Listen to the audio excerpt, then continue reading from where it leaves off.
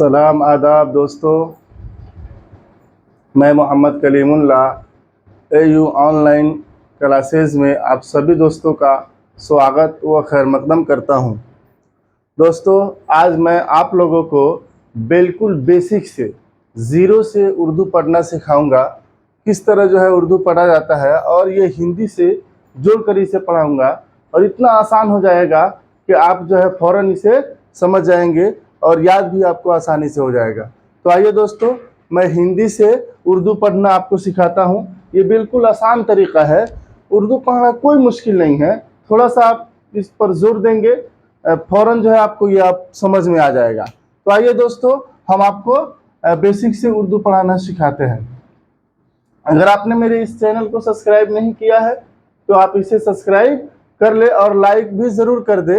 और जो हिंदी से उर्दू सीखना चाहते हैं, जो उर्दू नहीं पढ़े हैं, उन तक मेरे इस वीडियो को ज़रूर शेयर करें। तो आइए दोस्तों, बिला ताखिर मैं अपने क्लास को शुरू करता हूं। तो देखिए दोस्तों, ये है अलिफ। ये डंटा जो दिख रहा है आपको, ये क्या है?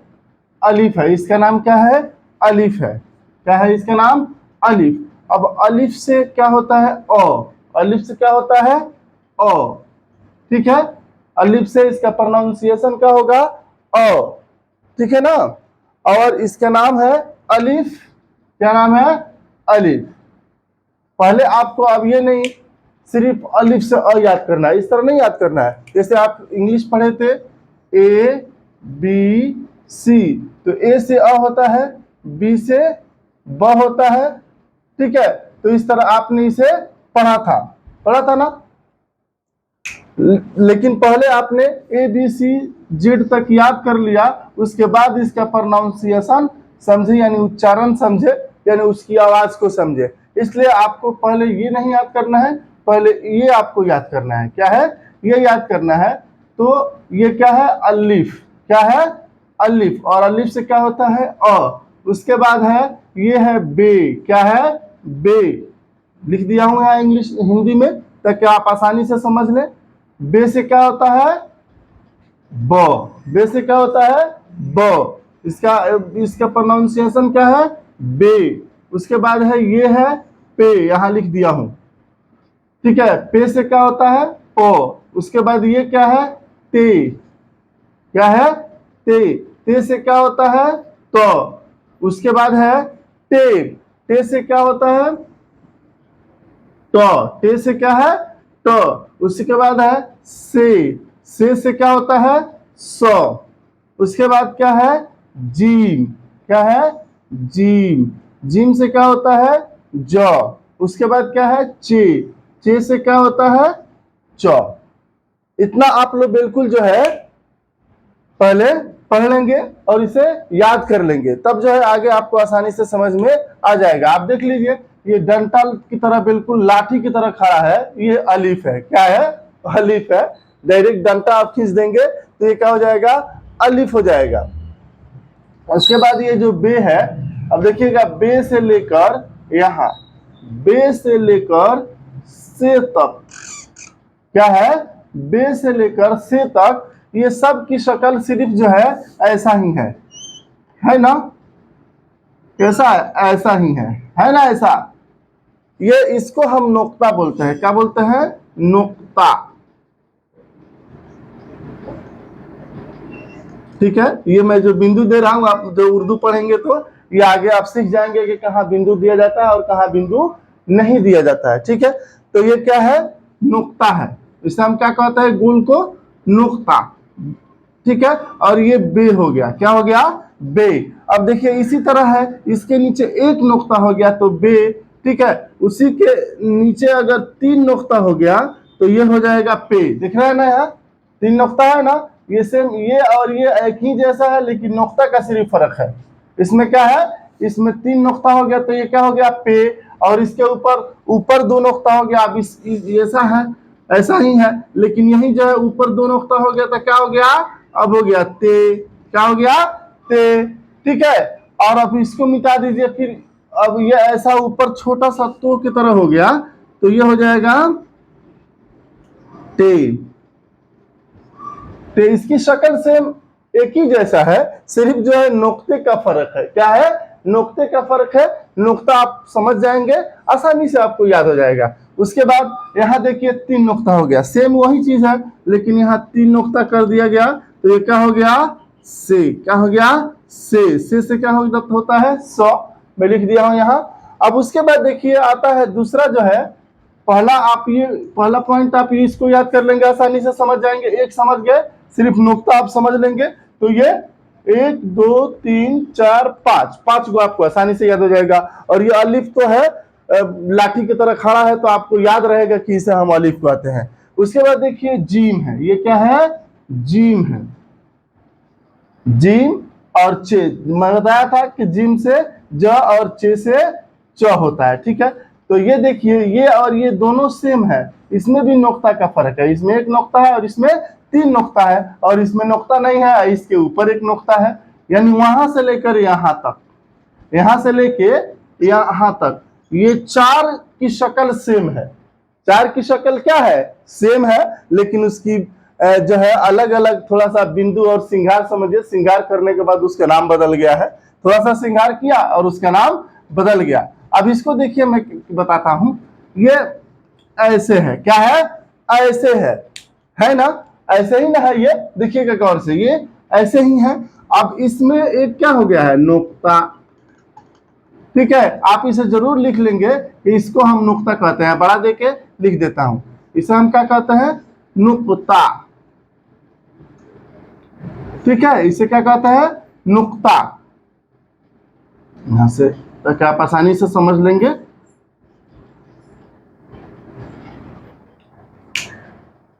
तो ये चारों की शक्ल सेम है, सिर्फ नुक्ता का फर्क है। ये नुक्ता हो गया तो क्या हो गया? जीम। क्या हो गया? जीम।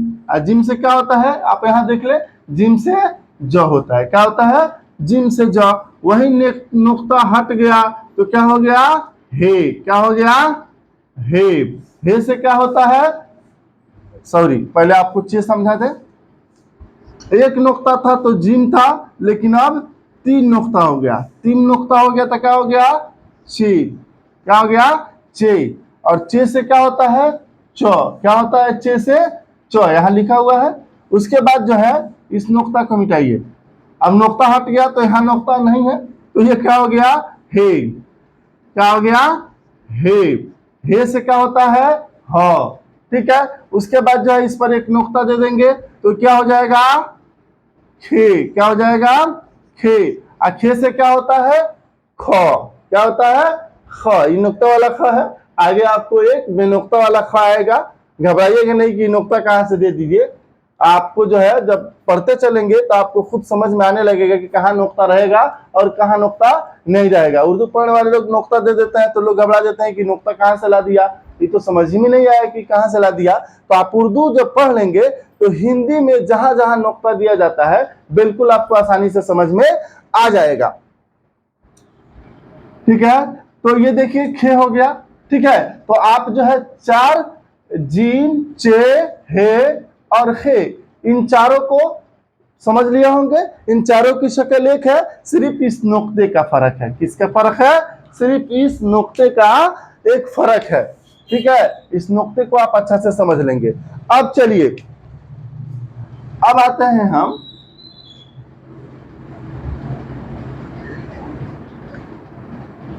तीसरा पॉइंट। ये तीसरा पॉइंट हो गया।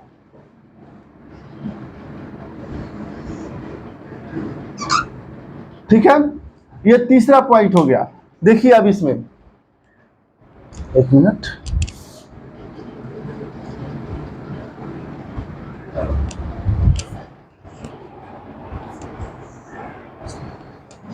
ये तीसरा पॉइंट देखिएगा। ये इसकी शक्ल ऐसी है। ठीक है, ऐसी शक्ल है तो ये दाल है। क्या है? दाल है। क्या है? दाल है। यहां लिखा हुआ है दाल। दाल से क्या होता है? दो। अब वही जो है इसके ऊपर एक ऐसे कर देंगे तो ये दाल हो जाएगा। क्या हो जाएगा? अब इसको हम क्या पढ़ेंगे? दाल। यहां लिखा हुआ है ना दाल। ठीक है, इसको क्या पढ़ेंगे? दाल पढ़ेंगे। और दाल से क्या होता है?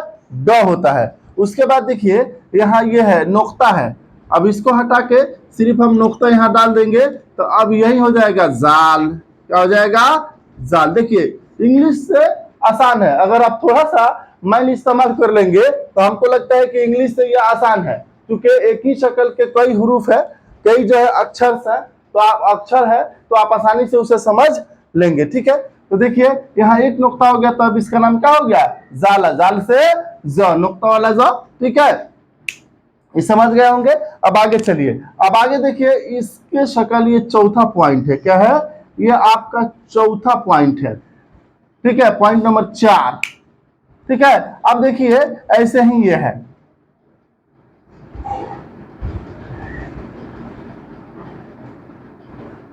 ऐसा ही है ना, देखिएगा सब ऐसा ही है। खाली है तो रे, खाली है तो, खाली का मतलब इस पर नुक्ता वगैरह नहीं है, खाली का मतलब यही है कि नुक्ता वगैरह नहीं हो तो वह रे है।